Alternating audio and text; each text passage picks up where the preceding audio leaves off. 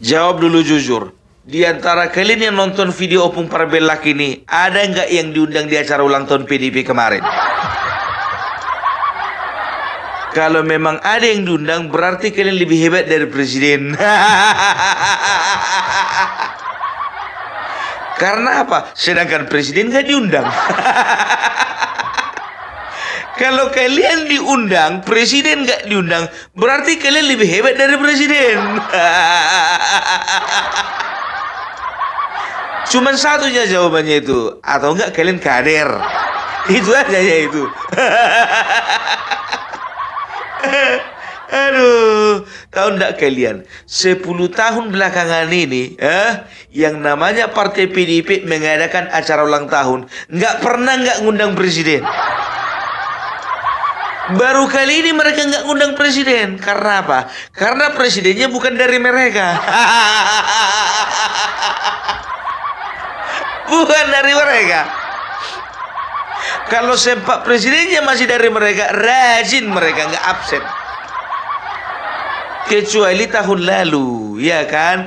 Tahun lalu yang lucunya, ya, Bapak Joko Widodo tidak diundang, Bapak Ma'ruf Amin diundang wakil presiden. Padahal presidennya dari mereka loh. Ada masalah apa Ibu dengan Bapak Presiden kemarin? Oh, berarti udah lebih penting ya wakil presiden daripada presiden. Maunya kalau kayak gitu Bu, ulang tahun yang sekarang juga, maunya Ibu undang juga dong wakil presiden.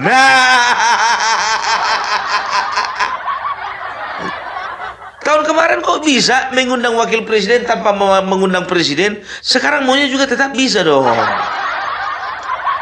Kenapa Ibu? Ada masalah juga ya dengan wakil presiden yang sekarang? Memang susah untuk memaafkan mantan ini. Aduh, tapi nggak itu dulu mau kusoroti ya. Yang mau kusoroti, biar tahu kalian, sindirannya Ibu Megawati terhadap MK dan KPK.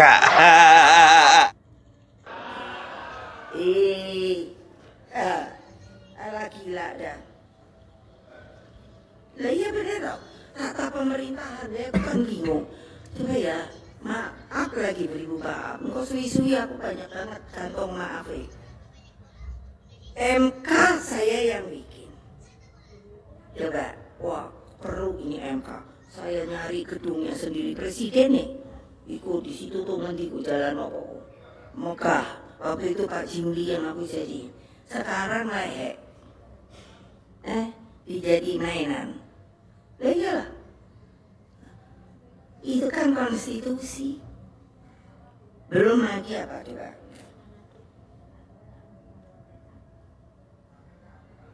Ya KPK aku baru pikir apa guyong. Lo KPK masuk nggak ada kerjaan lain, Yang dituding, yang diubrak-ubrak hanya kahasoi gue. Ayo wartawan, tulis itu. Karena sebenarnya kan banyak yang malah udah tersangka. Tapi menang gue. Aku udah kalau tiap hari buka koran, mungkin ada tambahan. Gak ada. Tadi aja sebelum sini ngomong. Kali-kali sopo ngomong yang rentet-rentet itu loh. Kan akeh.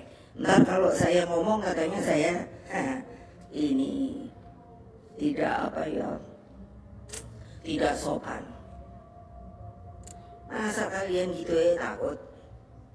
Sebenarnya takut tuh apa tuh? Saya kan udah ngomong tuh ilusi.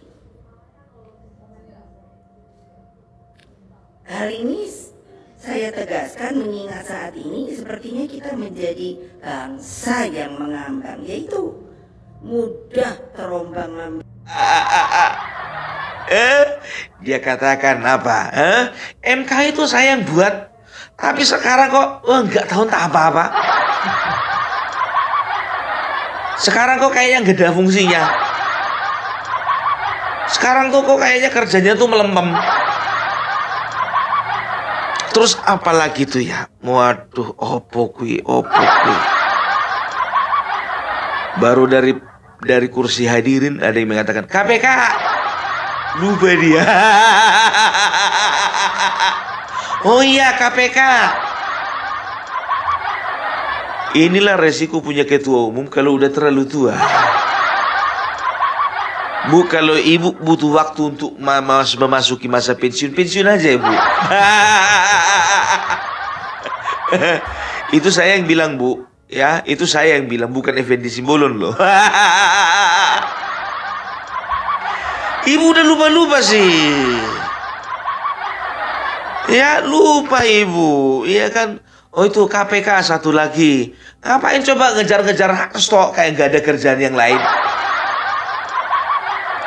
Tadi pagi saya juga ngeliat tuh daftarnya, mana tahu ada yang tambah. Rupanya nggak ada.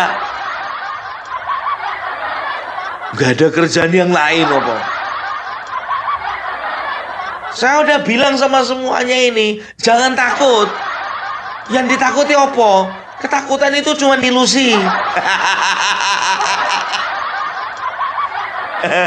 Bu, kalau ketakutan itu cuma ilusi, kenapa anak buah ibu yang namanya Hasto kemarin mangkir? Kan cuma dipanggil ibu, belum langsung dikasih baju. Itu dia. Kenapa itu korupsi yang lain-lain itu yang lebih besar itu kenapa nggak yang sudah jadi tersangka, kenapa itu nggak diurus? Kenapa dikit-dikit Hasto, dikit-dikit Hasto? Ibu mau dipanggil juga.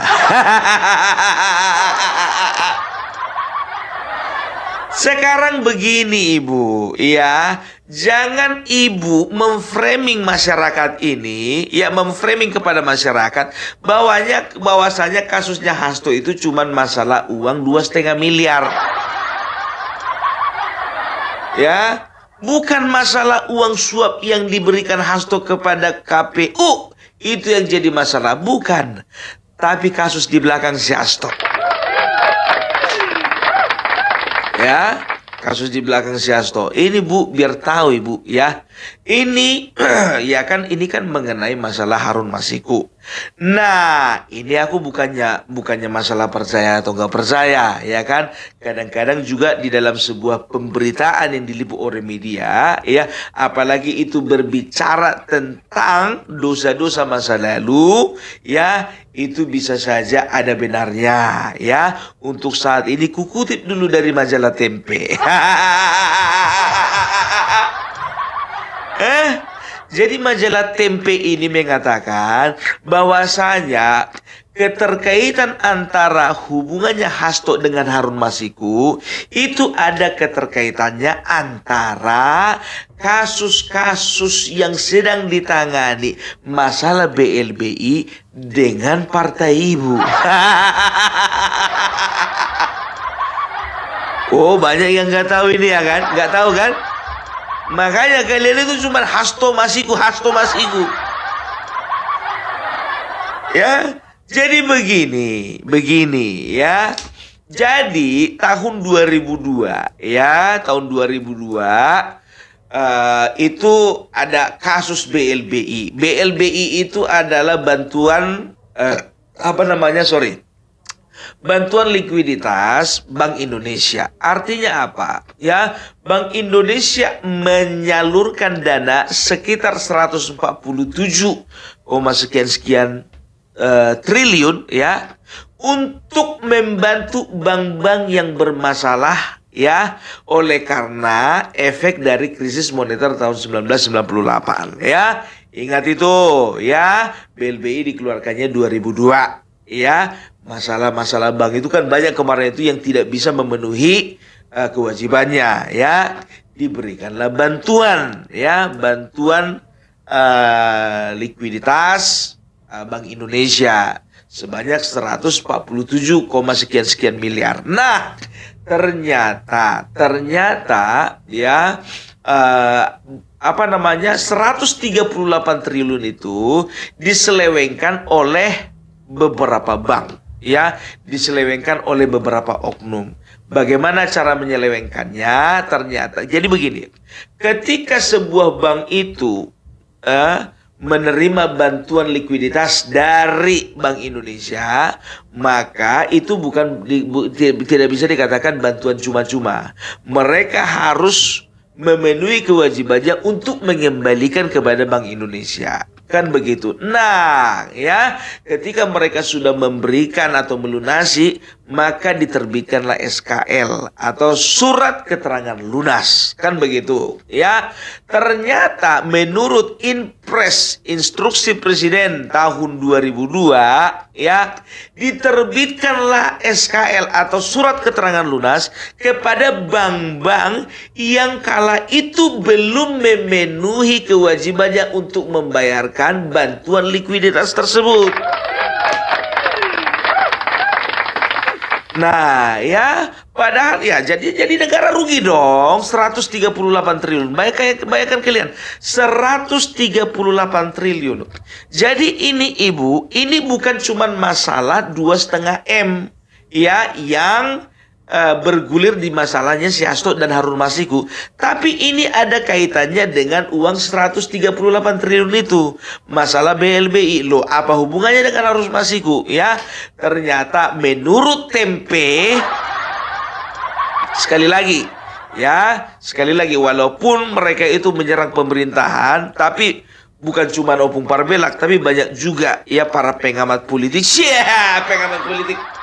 Pengamat politik juga menjadikan ini referensi, ya, karena waktu itu majalah Tempe nggak separah sekarang. Ya, majalah Tempe mengatakan bahwasanya ya Harun Masiku punya kedekatan dengan ya MA, ya, bahwasanya masalah BLBI di SP3 kan. Surat pemberhentian, ya, surat pemberhentian penyelidikan, ya. Nah, ini berarti ada sesuatu. Berarti kala itu, ya, kala itu berarti ada apa ya? Otomatis dong ada kong kali kong. 2002 siapa presidennya? Ya itu dia. Tapi ya memang bukan di tahun 2002 juga sih sebetulnya, emang SP3 kan gitu loh. Kalau nggak salah meng-SP3 kan itu di tahun 2017. Tapi apapun ceritanya Ibu, ya, Ibu itu tidak boleh menyederhanakan sesuatu yang rumit. Dan membuat rumit sesuatu yang sederhana. Ya, jadi udahlah, masyarakat udah banyak yang tahu kok, bukan cuma aku yang tahu. Kalaupun masyarakat banyak yang nggak tahu, biar aku kasih tahu.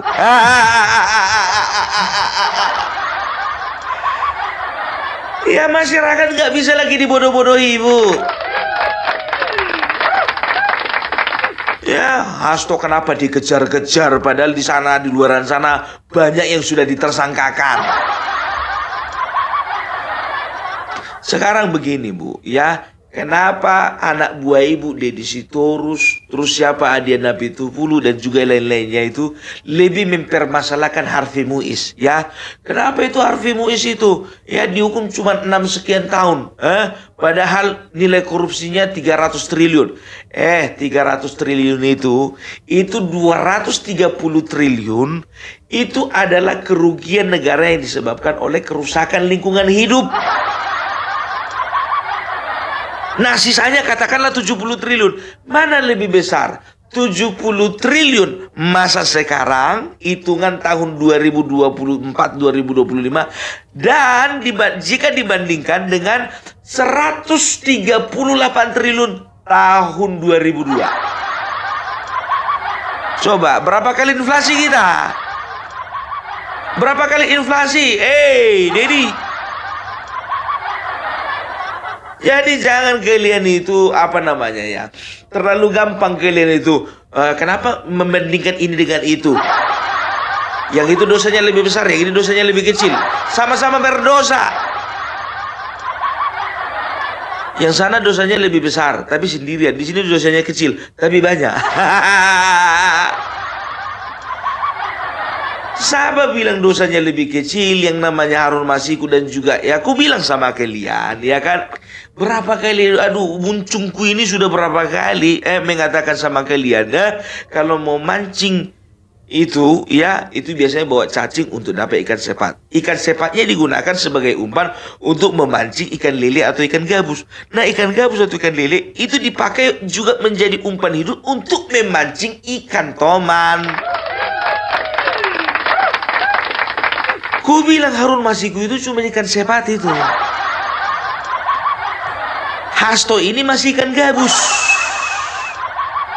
Sebentar lagi akan dapat ikan toman. Itu Bu, makanya. Dan juga diperkirakan bahwasanya ini menurut pemberitaan kasus BLBI erat kaitannya dengan banyak sekali elit-elit PDIP waktu itu. Angkat gas terus, jangan kasih kendor kecuali kolor.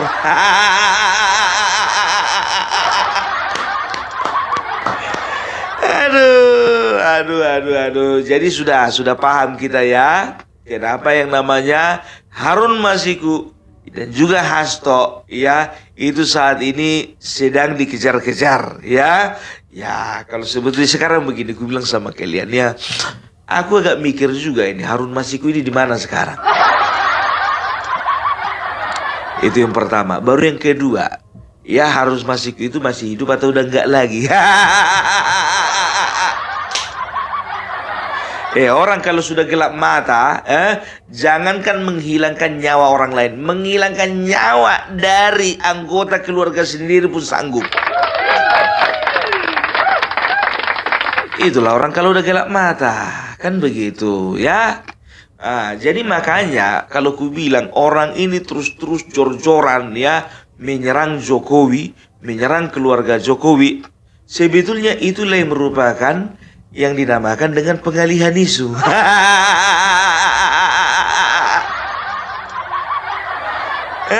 Bukan kayak yang dibilang si Guntur Romli. Penggeledahan KPK itu hanya pengalihan isu. Isu dari Jokowi ditetapkan OCCRP sebagai presiden terkorup. Kagak nyambung, gak jaka sembung bawa golok, gak nyambung blok. Ya, itu dia. Ya enggak, itunya kerjaan kalian. Yang enggak ada nyambungnya kalian sambung-sambungkan. Yang enggak ada sangkut pautnya kalian coba putus-putus. Ya, Effendi Simbolon kemarin sudah mengungkapkan sedikit saja bahwasanya ya dia pernah bilang sama si Hasto, ini masalah betul atau enggaknya urusan dia sama Tuhan lah. Ya kalau dia jujur bagus, kalau dia bohong contohnya ya nggak ada juga sih untungnya. Dia bilang sama si Hasto, Mas, itu Mas Pak Jokowi itu kan itu udah itu dia kan yang selalu nyelamatin kau, yang selalu ngelindungi kau, yang selalu jagain kau, kan begitu kan, itu lalu intinya kan begitu. Sekarang masalahnya Hasto udah nggak ada lagi yang jagain. Makanya panik. Itu dia. Jadi intinya kenapa zaman Bapak Joko Widodo orang ini anteng-anteng? Karena ada yang jagain. Jagain bukan artinya menutup-nutupi kejahatan yang mereka lakukan, bukan, kan begitu. Ya gimana pun juga namanya politik, kan begitu. Ya harus dijagalah perasaan ketua umum, kan begitu. Masalahnya Bapak Jokowi tidak sedang menutup-nutupi orang-orang yang melakukan kejahatan. Dia hanya menunda.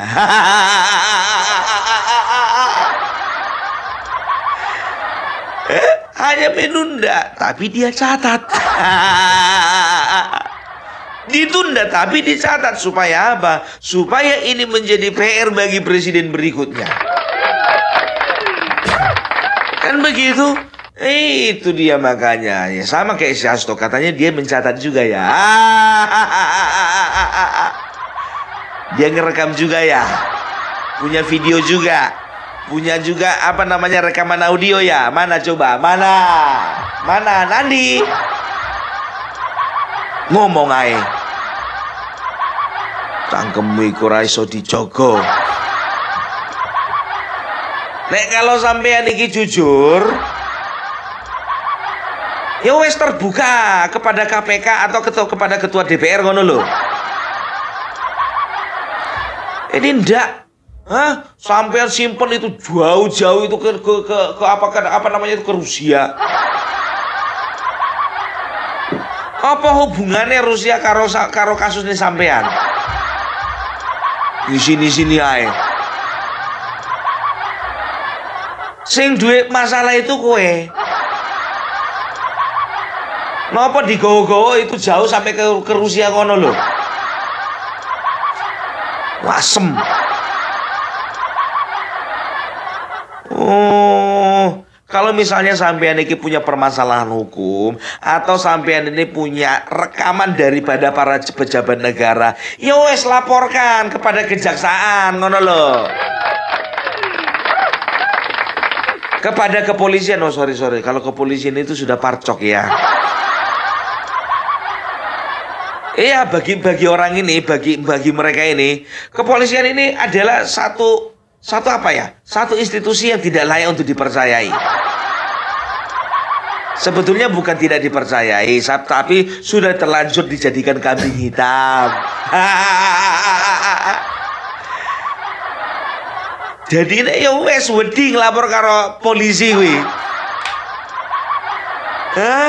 Orang ini kan begitu ya, ingin menggambarkan, ingin menarasikan bahwasannya tidak ada lagi tempat mengadu di negara ini bagi PDIP. Karena apa? Karena kepolisian, kejaksaan, MK, MA semuanya sudah diatur oleh penguasa. Jahat kamu Hasto, jahat.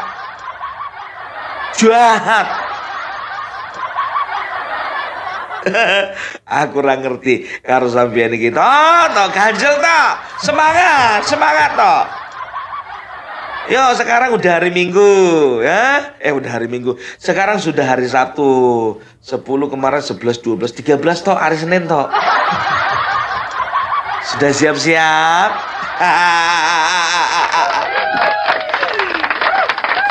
Waduh.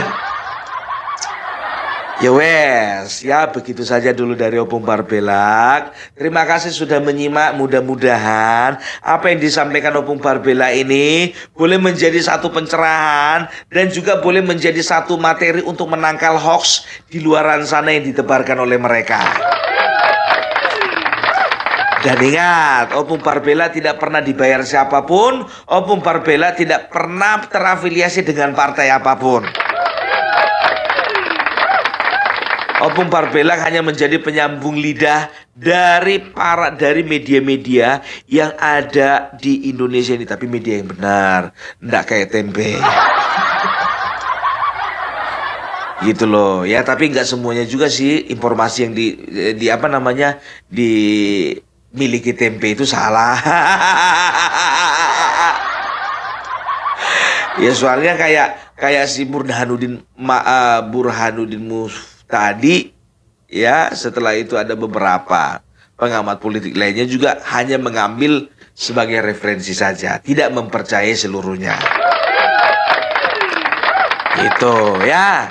Jadi sama orang nonton Opung Barbelak gitu ya, ngambil yang sesuka hatinya saja, yang menurut mereka benar saja. Tapi kalau misalnya menurut mereka tidak benar ya wes, tidak usah diambil. Paham? Ya, salam Barbelak, salam NKRI harga mati. Oke, itulah Opung Barbelak membahas dan mengomentari tentang videonya. Apabila teman-teman ada pendapat atau ada saran, silahkan komen di kolom komentar. Selamat beraktivitas, sampai jumpa di video selanjutnya. Sampai jumpa.